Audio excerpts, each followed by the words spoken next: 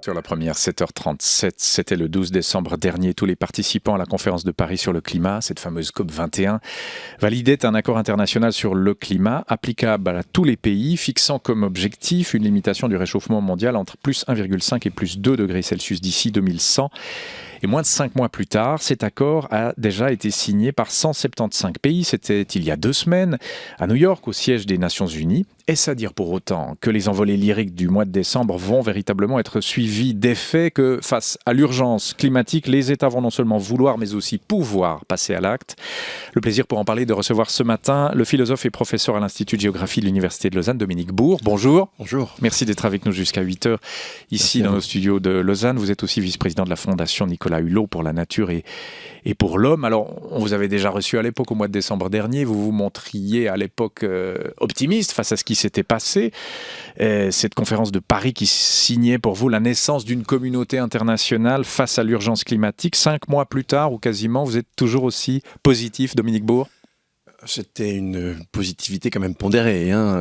Bon, je suis ces sujets depuis une trentaine d'années et on ne peut pas être simplement naïf et effectivement penser qu'on va tout résoudre. Simplement pour comprendre les choses, si vous voulez, ne serait-ce que les gens qui ont préparé la COP, c'est 10 000 personnes. Derrière, il y a des centaines de milliers de personnes qui ont travaillé. Tout ça pour une planète de 7 milliards 400 millions avec une donne initiale qui n'est pas du tout celle-là. Aujourd'hui, c'est encore en gros 80% de notre énergie primaire qui vient des fossiles. Donc le parcours à faire, il est vraiment immense. Et c'est vrai, on a eu un accord. Heureusement, il y a un nombre très important, 175 de pays qui ont signé le 22 avril à New York. Tout ça, ce sont des signaux très forts. S'ils n'avaient pas eu lieu, alors effectivement, ça serait très inquiétant. Mais là, ce n'est que, si vous voulez, la cerise sur le gâteau. Reste à construire le gâteau avant. Reste à construire le gâteau. Et la chose va pas être simple. Et ça ne peut pas dépendre que de l'attitude des gouvernements, si vous voulez. Le problème des émissions de gaz à effet de serre, c'est que finalement, elles sont dans tous les objets qui sont autour de nous, dans tous nos gestes au quotidien. Donc, sans une mobilisation intense des populations, ça va être très difficile. Or, pour l'heure, si vous voulez, il y a un contraste énorme. Regardez par exemple ce qui s'est passé en France après les attentats du 13 novembre. Tout de suite, état d'urgence, etc., mobilisation. Si vous regardez le climat, c'est rigoureusement... Il n'y a pas eu d'état d'urgence pour le climat. Ah non, non seulement vous n'en avez pas eu, mais tous les signaux qui ont été donnés ces derniers mois sont des signaux inverses. Vous prenez les États-Unis, la Cour suprême qui bloque le plan Obama administratif, parce qu'évidemment, il a un congrès qui ne le suit pas. Le même Obama va voir Madame Merkel pour lui dire « mais il faut absolument faire le TAFTA », lequel va augmenter les émissions de gaz à effet de serre. Oui. En France, on a voté il y a 2 ans une loi sur la transition énergétique, c'est dans le système français, une loi votée, tant que vous n'avez pas les décrets d'application, ça ne sert à rien. Ça n'est mis en œuvre qu'avec donc il y a un double discours très facile à lire là. Au fond, oui, sur le plan politique, on signe un accord à Paris, on le décide à Paris, on le signe fin avril au siège des Nations Unies à New York, on doit encore le ratifier, ça c'est magnifique. Et puis dans les faits, politiquement, sur ce qui continue à être décidé, TAFTA, vous en parliez, et d'autres, c'est l'envers total du décor. C'est l'envers total du décor. Comment comprendre ça ? Alors, c'est très difficile, c'est-à-dire qu'effectivement, on a l'impression, si vous voulez, que on pense qu'on a encore le temps, or on n'a plus le temps. Vous parlez tout à l'heure de cette promesse de 1,5 degré. C'est les petites îles qui ont forcé pour qu'il y ait 1,5 degré. Évidemment, elles commencent à disparaître. Certaines ont déjà été submergées. Oui. Alors, certaines, c'est Samoa, mais si vous prenez par exemple Tuvalu, alors le trait de côte recule et à vue d'œil régulièrement. Et puis surtout, vous avez les points d'eau douce au milieu de l'île qui commencent à être salinisés. Donc l'île va devoir être vidée de ses habitants dans quelques années. C'est maintenant une évidence. Donc là, ils ont insisté pour qu'il y ait les 1,5 degré. 1,5 degré, c'est très simple, c'est 9 ans d'émissions à taux constant. Maintenant, dans l'accord, pour les pays, les anciens pays industriels, possibilité de réviser à partir de 2018. Ça voudrait déjà dire que, là, on a parlé de signature, mais vous savez que pour qu'un accord soit vraiment mis en œuvre, il faut qu'il y ait une ratification. Là, il faut qu'il y ait 55 pays, au moins 55% des émissions, pour que l'accord soit mis en œuvre. Est-ce que ça sera le cas en 2018 ? J'en sais rien. Moi, j'ai vraiment peur que, par exemple, la clé de répartition pour les moins 40% à l'horizon 2030 de l'Union européenne ne soit pas établie d'ici là. Il y a des pays qui s'y opposent très fermement, notamment la Pologne. Mais parce qu'évidemment, ça va coûter beaucoup d'argent à ces pays. Donc économiquement, oui, ils n'en tireraient pas tout de suite des avantages. Non, alors c'est assez complexe. On peut aussi recréer des emplois avec le renouvelable, etc. Mais c'est quand même un coût pour la société. Et je dirais c'est aussi d'une certaine manière un coût pour chacun de nous. Parce que je vous l'ai rappelé, vous avez les gaz à effet de serre partout, dans tout ce qui nous entoure. Donc en fait, on aurait vraiment besoin d'une espèce de mobilisation générale avec des étapes très claires. On les a pas. Si je reviens, là je vous disais, pour les pays anciennement industriels, peut-être une révision pour les engagements à partir de 2020. Pour le reste, pas avant les engagements à partir de 2025, pour un accord qui, pour l'heure, s'arrête en 2030. Donc, on n'est vraiment pas dans le timing. Et la grosse difficulté, c'est que tout ce qu'on met dans l'atmosphère, ça reste même des milliers d'années. Donc, il faudrait très vite réduire. Si vous voulez, plus tôt on réduit, plus on a de chances de ne pas s'éloigner de l'objectif. En tout cas, des 2 degrés, ne pas s'en éloigner. 5 degrés, je vous ai dit, dans 9 ans, c'est fini. Oui, dans 9 ans, c'est fini. Et 9 ans, c'est demain. Surtout à l'échelle du temps, et à l'échelle climatique, à l'échelle géologique. La ratification, il faut au moins que ce soit ratifié par un des 2 grands pollueurs, États-Unis, Chine, Union européenne, Russie ou Inde. Ça, c'est un peu les pays qui sont en tête de pont. Qui va oser avoir le courage de faire le premier pas, selon vous, pour ratifier ce traité ? Le seul pays aujourd'hui qui donne des gages, contrairement à toutes les attentes, c'est la Chine. La Chine, vous en souvenez, avait signé un accord 1 an avant la COP avec les États-Unis en disant nous, on va caper, c'est-à-dire on va aller jusqu'à un maximum d'émissions en 2030 et ensuite après on réduira. En fait, la Chine a annoncé qu'elle pourrait très bien peut-être réussir à plafonner ses émissions en 2025. Alors là, la raison de la mobilisation de la Chine, c'est qu'effectivement, il n'y a pas qu'un problème climatique, il y a un problème de pollution de l'air avec une incidence sur la santé des populations et sur leur bien-être qui est extrêmement important. Donc ils ont tout intérêt à fermer un maximum de vieilles centrales thermiques électriques extrêmement polluantes. Et c'est ce qu'ils font. Et eux, on voit très bien, ça commence un petit peu même à baisser. Donc ça, c'est dans toute cette affaire, c'est, je dirais, le seul signe positif, intéressant qu'on ait. Maintenant, imaginez que ce soit Trump qui soit élu à la présidence des États-Unis, ça va pas arranger nos affaires. Une possibilité non nulle. Ah non, mais bien sûr, justement, c'est assez inquiétant. Oui, Trump, président des États-Unis, qu'est-ce qu'il fait ? Il rouvrirait de nouvelles centrales ? Enfin, il ferait quoi, selon vous ? Écoutez, essayez de deviner ce que pourrait faire Trump. Je vous laisse jouer à ce petit jeu, mais pour ma part, je ne veux pas m'y lancer parce qu'on ne sait rien. Il se désengagerait complètement du processus actuel concernant le réchauffement climatique ? Alors, on a affaire à un populiste, un vrai populiste, donc entre ce qu'il dit et ce qu'il pense vraiment, je ne sais pas si les gens savent vraiment, j'en sais rien, mais en tout cas, tout ce qu'il a dit jusqu'alors sur le climat, c'est qu'il était climato-sceptique et que pour lui, il fallait relancer l'industrie américaine, etc.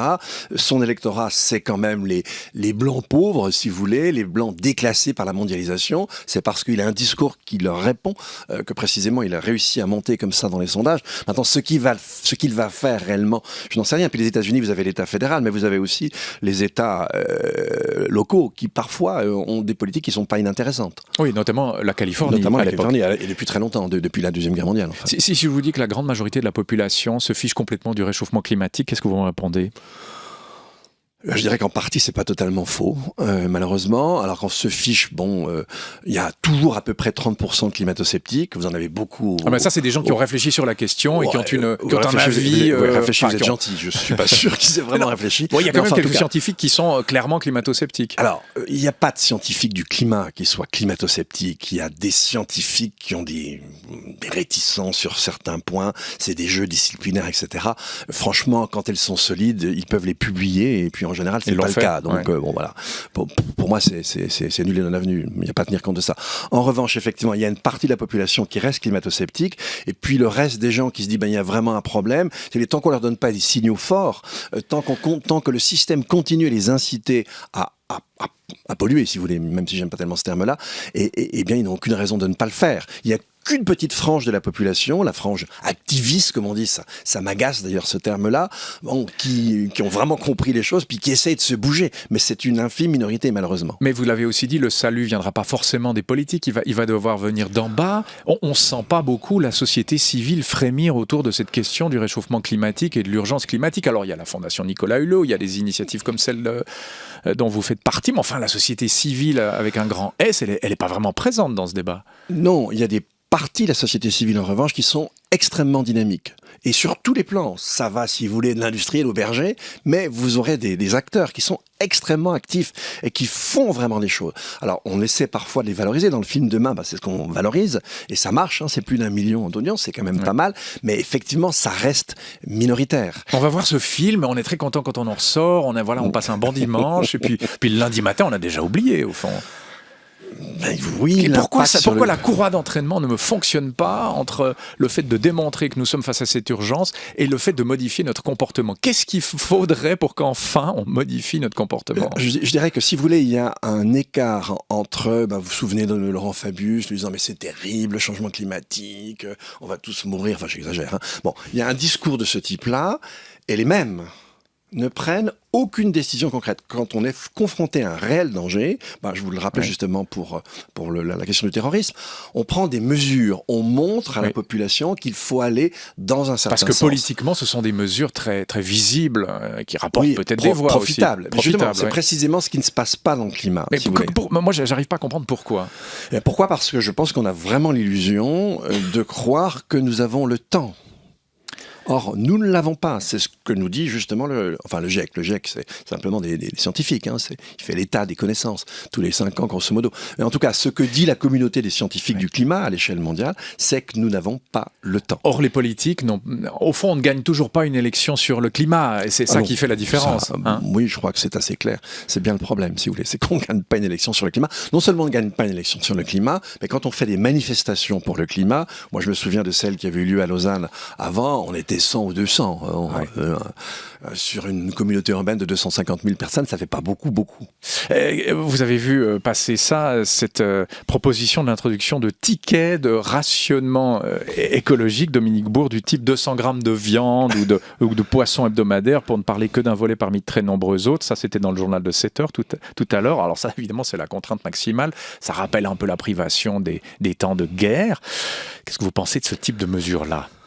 Bien, écoutez, c'est assez triste à dire, mais effectivement, c'est lorsque l'on sera confronté à des difficultés qui vont avoir un impact sur notre vie quotidienne que l'on va vraiment commencer à se mobiliser. Donc il faut un peu de contrainte quand même ? Mais non, là, il faudrait de l'autocontrainte. Mais on sait que ça ne marche pas avec l'être humain, ou très peu. Ah non, dans certaines circonstances, ça marche. C'est-à-dire qu'effectivement, quand on est confronté à un danger qui est immédiat, on sait s'autocontraindre. Quand on est confronté à un danger qui nous paraît distant dans le temps, on n'y arrive pas. C'est ce message-là qu'il faut entendre. Là, il en va de notre survie et de ceux de nos enfants et de nos petits-enfants. C'est ça qu'il faut essayer de mettre dans le crâne des gens. Alors, c'est délicat, si vous voulez. C'est très difficile de dire quel sera l'enjeu final, si vous voulez. C'est-à-dire que si on allait trop loin, effectivement, dans nos émissions, je vous rappelle qu'il y a un papier qui est paru dans Science, là, qui est assez inquiétant. On a réévalué l'effet des nuages. Les nuages, on a toujours un double effet. C'est-à-dire, d'un côté, ils ont l'effet de serre, c'est-à-dire ils piègent le rayonnement infrarouge que la Terre restitue, et puis par ailleurs, parce qu'ils contiennent des petits cristaux de glace, ils renvoient une partie de l'énergie solaire dans le cosmos, si vous voulez. Et ça a toujours été un point d'incertitude. Apparemment, l'effet, si vous voulez, effet de serre est beaucoup plus important que l'effet renvoi dans le cosmos, ce qui fait que là où avec tel degré de concentration de gaz à effet de serre dans l'atmosphère, on aurait 4 degrés d'augmentation en moyenne à la fin du siècle, si effectivement ces travaux se confirment, il faut toujours attendre, s'ils se confirment, c'est plus 4 degrés, c'est 5,3. Alors autant vous dire que l'objectif des 2 degrés, vous l'oubliez tout de suite. Donc en fait, on est encore en train d'acquérir des connaissances, et puis on n'a pas encore décidé de ce que seront nos émissions dans les 10, 20 ans qui viennent. Donc on est toujours encore confronté à des scénarios qui sont différents. On peut avoir un scénario très inquiétant, c'est le scénario, si vous voulez, auto-alimentation du système. Si vous augmentez la concentration de gaz à effet de serre, vous augmentez la vapeur d'eau, qui reste le premier gaz à effet de serre. En augmentant la vapeur d'eau, ça se réchauffe à nouveau encore plus, donc vous réaugmentez la vapeur d'eau, ça se réchauffe plus, et hop, ça part en boucle. Donc ça, c'est ce qu'on appelle l'auto-alimentation du système. C'est pour ça qu'on avait voulu fixer cette barre des 2 degrés. C'est une des 2 raisons pour laquelle il y a cette fameuse barre des 2 degrés. C'est pour éviter d'entrer dans cette espèce de dynamique où on ne contrôle plus rien, où effectivement, ça pourrait devenir dramatique pour l'humanité. Au minimum, Eh bien, c'est, si vous voulez, des régions plus arides, c'est probablement une tension sur nos capacités de production alimentaire, c'est un nombre de journées à plus de 35 degrés dans la plupart des villes qui va devenir de plus en plus important, etc. C'est quand même un impact énorme. Alors, on peut aller de cet impact énorme à quelque chose effectivement de plus dangereux, mais personne ne peut le dire aujourd'hui à cause de ces différents paramètres, si vous voulez. Donc, c'est pas la peine de dire aux gens que c'est la fin du monde. C'est pas la fin du monde. C'est très probablement un changement du monde. Ça, c'est clair. C'est pas la fin du monde. Cela dit, tout ça, on n'y arrivera pas, en tout cas, à aller au 1,5 ou 2 degrés sans une modification de nos comportements. Ça c'est clair. Alors, pour moi, il y a absolument aucun doute là-dessus. Et ce qui est très inquiétant, si vous voulez, dans l'accord de Paris, mais sinon il n'y aurait pas eu d'accord, c'est qu'on si vous voulez, on se donne ces chiffres en termes de température. J'ai dit les 1,5, ça n'a pas tellement de sens. Les 2 degrés, au moins, c'est ce dont il faut s'éloigner le moins possible. Si on y arrive, tant mieux. Alors, indépendamment de ce que je viens de dire sur le rôle des nuages, mais quand vous voyez dans l'accord, il n'est pas question d'émission zéro à un certain moment donné, il n'est pas question de réduction, il n'est pas vraiment question d'interdire les subventions sur les fossiles, etc. Il reste assez lâche, l'accord. Et on ne peut pas critiquer pour ça. Sans ça, vous n'auriez pas eu d'accord. Donc, la part du chemin qui reste à faire est énorme, et cette part du chemin, on n'arrivera à la faire que par synergie. Il faudrait à la fois que les politiques donnent le ton et que à tous les niveaux, pour le reste, eh bien, la part des gens qui veulent vraiment aller de l'avant, qu'elle soit encouragée à y aller. Et pour l'heure, c'est pas tellement le cas. Vous êtes un peu seul, Dominique Beau. Oh non, pas ce point-là quand même. Non. Mais nous sommes effectivement une minorité de citoyens à se soucier de ce genre de choses. Et c'est assez dramatique et difficilement compréhensible. J'imagine dans 20 ou 30 ans, comment on regardera le passé? Là, quand les gens se tournent vers la Deuxième Guerre mondiale, ils disent « mais c'est horrible, on a laissé faire ça, c'est incompréhensible ». Attendez, on est en train de faire exactement la même chose aujourd'hui. C'est assez classique, malheureusement. Faites le parallèle avec la Deuxième Guerre oui, mondiale. je fais le parallèle avec la Deuxième Guerre mondiale. Il y a des collabos du 21e siècle, des gens qui... Ils sont vraiment très nombreux, c'est d'ailleurs le cas aussi pendant la Deuxième Guerre mondiale. Oui, pour le moment, si vous voulez, les collaborateurs, avec cet élan du système, sont beaucoup plus importants que les gens qui veulent résister. C'est archi clair. Et on les trouve partout. Même là, on ne devrait pas les trouver, parfois dans l'université.